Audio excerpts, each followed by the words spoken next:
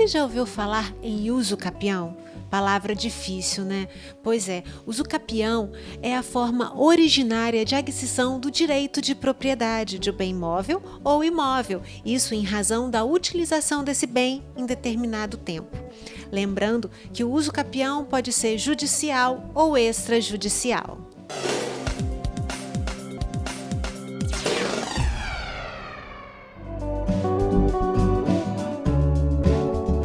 O termo usucapião tem origem do latim usucapio, que quer dizer adquirir pelo uso.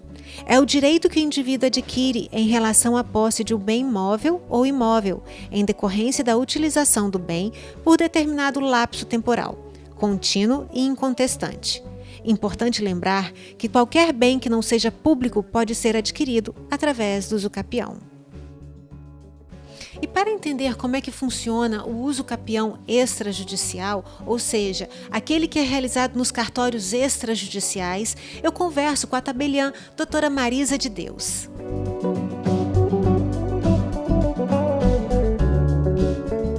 O usucapião é uma forma de aquisição da propriedade pelo decurso do tempo, na posse justa, mansa, pacífica, decorrendo um certo tempo, necessário uma espécie de usucapião, você vai ter reconhecido o seu direito de propriedade. A senhora pode me dar um exemplo? Sim, aquela pessoa que adquire um imóvel, por exemplo, por um contrato particular, passam-se anos e anos, perde-se o contato com o vendedor e quando ele precisa ou resolve escriturar o imóvel, ele já não tem mais o contato com aquela pessoa. Então, ele vai ter que recorrer, nesse caso, ao usucapião. Dependendo do prazo, ele vai recorrer ao usucapião ordinária ou extraordinária, ou uma outra espécie qualquer, dependendo de outros requisitos. A senhora falou de usucapião ordinária e extraordinária. Qual é a diferença entre elas? Bem, a ordinária exige justo título. E o que é justo título? Essa é uma grande discussão na doutrina, mas ultimamente ela está mais pacificada. Um contrato de promessa de compra e venda é um justo título? Até pouco tempo atrás não era considerado, como justo título, porque o justo título em si, ele teria a condição de transmitir o domínio. E na promessa de compra e venda não existe essa possibilidade de transmissão do domínio ou transmissão da propriedade. Mas então, no caso da usucapião extraordinária, o justo título é dispensado. Eu gosto muito de pegar os termos e esmiuçar para que o nosso telespectador entenda. Esse domínio é diferente de posse e é diferente de propriedade, né? Então, o que é esse domínio? Quando nós falamos em domínio, nós estamos falando em propriedade ou daquele registro do imóvel no registro imobiliário, porque o possuidor age como dono, ele exerce todas as funções inerentes à propriedade, mas no cartório do registro de imóveis, ele não tem o seu nome lá inscrito, está em nome de outra pessoa. A escritura ainda não, ele não conseguiu passar a escritura, né? Então, o objetivo da usucapião seria a regularização da escritura e do registro. Sim, a regularização do imóvel através do registro, porque às vezes a pessoa não tem uma escritura, é um recibo particular qualquer, ou ele recebeu por herança, que nós chamamos na linguagem jurídica de successio possessionis. E passa-se tempos e tempos, ele acaba ocupando aquele lugar com ânimo de dono, com a convicção de que ele é dono, mas ele não tem o registro. Ocorre também, às vezes, do formal de partilha ter sido extraído, o pai ou a mãe faleceram, foi lavrado, foi feito o inventário judicial, estamos falando de usucapião, temos que pensar sempre no passado, mas não conseguiu acesso ao registro de imóveis por um ou por outro motivo. Então, é uma forma de ele regularizar a propriedade em seu nome. A usucapião hoje pode ser considerada uma forma de regularização fundiária. Quem quer usucapir um imóvel, ele pode possuir outro ou aquele tem que ser o único imóvel da pessoa? Não, ele pode possuir outros. Existem algumas espécies de usucapião que realmente impedem que a pessoa tenha outro. Vou te dar um exemplo. uso capião constitucional rural e a uso capião constitucional urbano. Nessas duas modalidades, há a expressa vedação o requerente da uso capião já ser proprietário de outro imóvel urbano rural, porque é chamado uso capião pró-moradia ou pró-trabalho. Então, quando você pretende adquirir um imóvel através da uso capião constitucional rural, por exemplo, cujo prazo é de 5 anos, você não pode ser proprietário de nenhum outro imóvel. As outras modalidades não, uso capião ordinária e extraordinária, não há nenhum impedimento para isso. Essa uso capião rural aí, as invasões estão dentro dela? Depende muito do caso concreto. Quando a gente fala em invasão, geralmente a gente tem a ideia de violência, né? E a posse, ainda que violenta, ela pode se convalescer. Então, vai depender muito do caso. Na uso capião constitucional rural, por exemplo, o importante é que a área não ultrapasse 50 hectares, que a pessoa esteja ali trabalhando, tornou produtivo.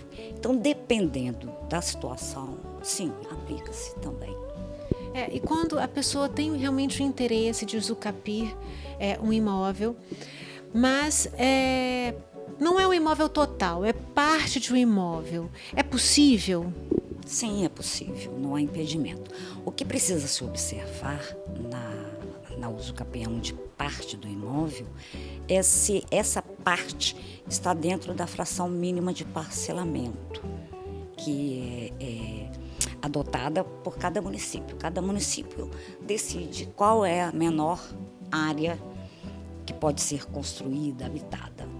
Então, também, mais uma vez, ressaltando, se for uso capião constitucional urbana, por exemplo, não se aplica. Qualquer área, qualquer pedaço de terreno pode ser usucapido. Mas se for uma uso capião ordinária, aquela em que o possuidor está nela há 10 anos, com justo título, não há nenhum impedimento com relação à área do imóvel. Doutora, e quais são os requisitos mais específicos da uso capião extrajudicial? A falta de conflito, a ausência de conflito, não pode haver conflito. E quando nós falamos em requisitos formais, a ata notarial. A ata notarial lavrada pelo tabelião de notas, porque o procedimento da uso capião extrajudicial é perante o registrador de imóveis.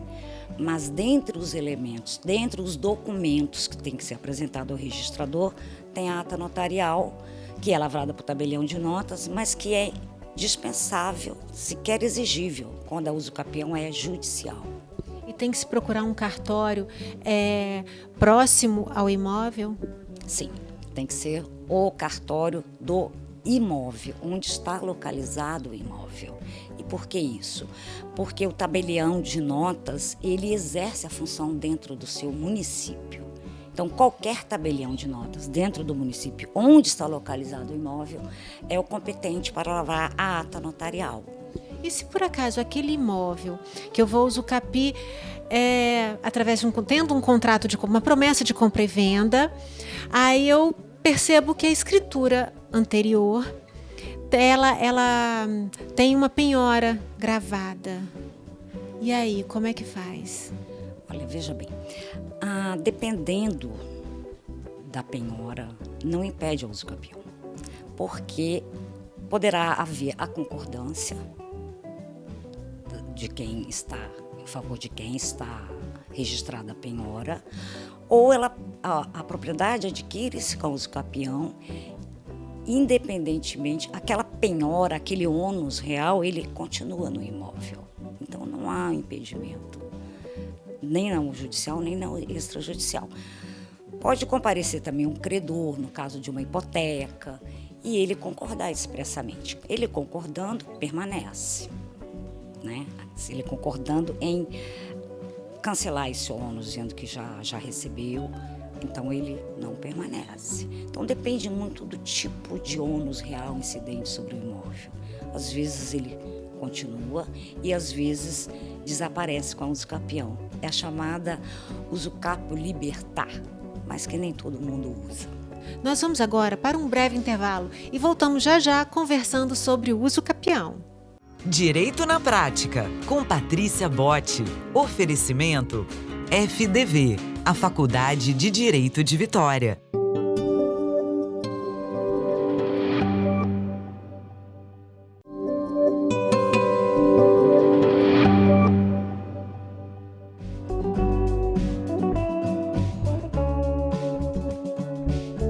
A usucapião surgiu no direito romano com o objetivo de regularizar a situação daqueles que, por irregularidades no momento da aquisição de bens, desejavam consolidar a nova situação patrimonial de acordo com as normas vigentes à época.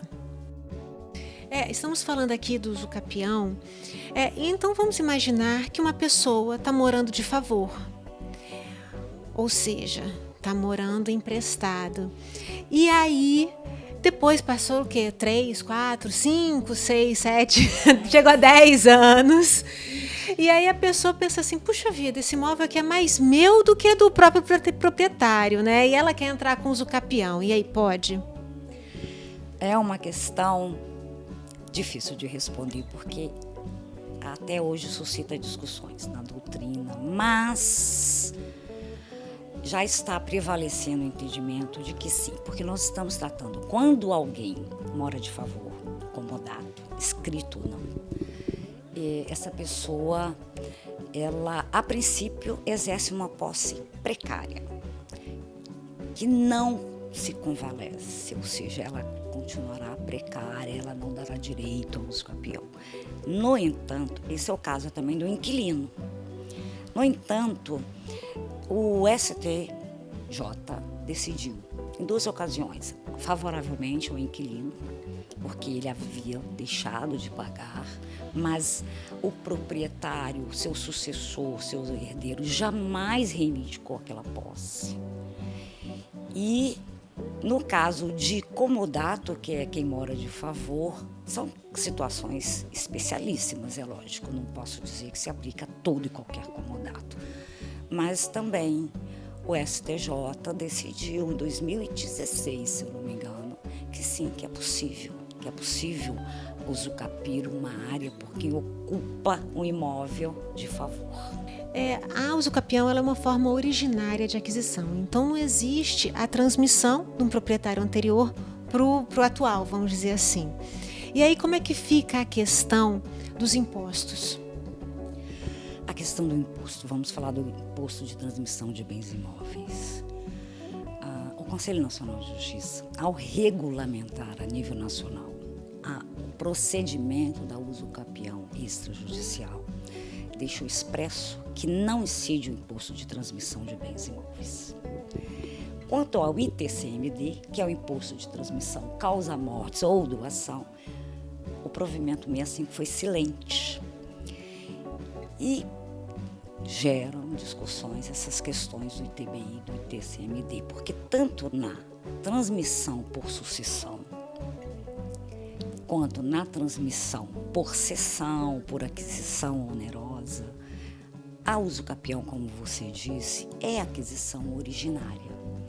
E sendo aquisição originária, não incide o ITBI e não incide o ITCMD. Apesar de estar expressamente consignado no provimento 65 que o ITBI não é exigido, alguns colegas registradores de imóveis ainda relutam exigindo o ITBI em caso de usucapião. Será que não é porque pode ser uma forma de burlar a lei? Essa é uma preocupação que os colegas registradores têm, né? É uma forma de pular uma etapa, porque na usucapião não incide o ITBI, então para que eu vou fazer escritura de compra e venda? Obrigatoriamente incidirá o ITBI. Mas o CNJ também cuidou dessa questão no artigo 13 desse provimento, né? Quando existe uma relação negocial entre o proprietário da coisa e o adquirente, o pretendente ao usucapião, precisa se esclarecer ao registrador de imóveis qual é o impedimento da lavratura daquela escritura. Porque pode haver um impedimento, né? Vários impedimentos. Por exemplo, não ter sido aberto um inventário em que o imóvel, né? Exato. Não abriu um inventário. Mas se não abrir um inventário, então o provimento também prevê que teria o caso de notificar o inventariante. Mas não existe nem escritura de nomeação de inventariante e nem a escritura de inventário. Como impor isso aos herdeiros? E quantas gerações de herdeiros existem? Quantos anos aquele contrato foi firmado por quem era o proprietário, mas que o comprador, por um motivo ou por outro, não lavrou a escritura no momento oportuno. E agora que pretende, não consegue mais. Então é interessante, sempre que a pessoa pensa assim, não, vou entrar com uso capião extrajudicial. Antes, ela analisa se precisa, se tem como ela fazer a transferência da propriedade, transferindo a escritura normalmente, para poder realmente ver se é cabível o uso capião extrajudicial. É o mais sensato, vamos dizer assim. E acaba também, quando nós lavramos a ata notarial, o tabelião, ele filtra, ele pergunta, mas por que você não fez a escritura? Porque na época eu não tinha dinheiro para pagar imposto. Tá. E agora, cadê o vendedor? Desapareceu, sumiu, não sei se morreu, ou morreu, mas a viúva não quer fazer o inventário, diz que não quero mais saber disso, isso não é mais problema meu marido que vendeu. Porque aquele pode ser também um único bem, né? Exatamente. Eu só tinha aquele bem, como é que eu vou abrir um inventário agora? O problema é seu, não é meu? Exatamente isso. Muitos perguntam, mas não seria o caso de uma adjudicação compulsória? A viúva está ali, então ela é obrigada, ela transmite, ela assina a escritura, né? Mas não é o caso. A uso capião extrajudicial veio para desjudicializar. Então não justifica encaminhar uma pessoa que já tem a posse mansa pacífica, ininterrupta, pública, ir ao judiciário para conseguir um documento que a uso capião resolve. E quando é que a uso capião extrajudicial começou? Porque antes era só o judicial, né? Foi com o novo Código de Processo Civil. O novo Código de Processo Civil, no artigo 1071, acrescentou a Lei de Registros Públicos, o artigo 216-A.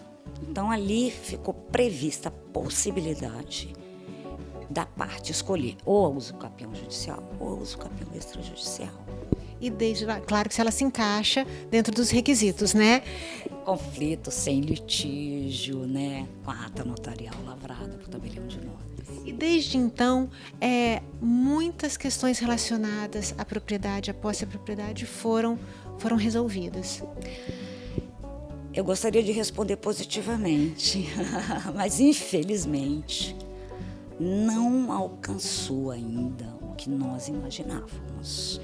Por exemplo, inventário extrajudicial, divórcio extrajudicial, é um sucesso total. A uso capião ainda tem resistência por parte de alguns notários, alguns tabeliães de notas e de alguns registradores de imóveis. Ainda temos essa resistência. E isso dificulta para o requerente do uso capião, né? Se ele chega num cartório e esbarra ali com uma série de requisitos que a lei, além da lei, né? Realmente frustra, né? E frustra os advogados, principalmente. Porque, na realidade, a uso capião veio como uma forma também de regularizar aquele imóvel adquirido através de uma relação negocial. E, infelizmente, a gente tem tido ainda essa resistência de alguns colegas. Mas está passando, tá? E quais são as vantagens da uso capião extrajudicial? Em primeiro lugar, celeridade. O uso capião judicial, em média, no Brasil inteiro, 10 anos. No extrajudicial, pode demorar 3 meses, pode demorar 1 ano e meio. Eu tenho um caso, o meu primeiro caso de uso capião, de ata notarial para fins de uso capião, e fui eu, o primeiro aqui no Espírito Santo, 3 meses estava pronto, registrado, antes do provimento 65. Mas foi um esforço conjunto de advogados, tabelião e a registradora de imóveis. Doutora Marisa, muito obrigada. Tenho certeza que quem está ali do outro lado tirou muitas dúvidas. E muito obrigada. Eu que agradeço, Patrícia. Muito obrigada. É sempre um prazer. Eu assisto às suas entrevistas, são todas muito relevantes. Eu que agradeço. Obrigada.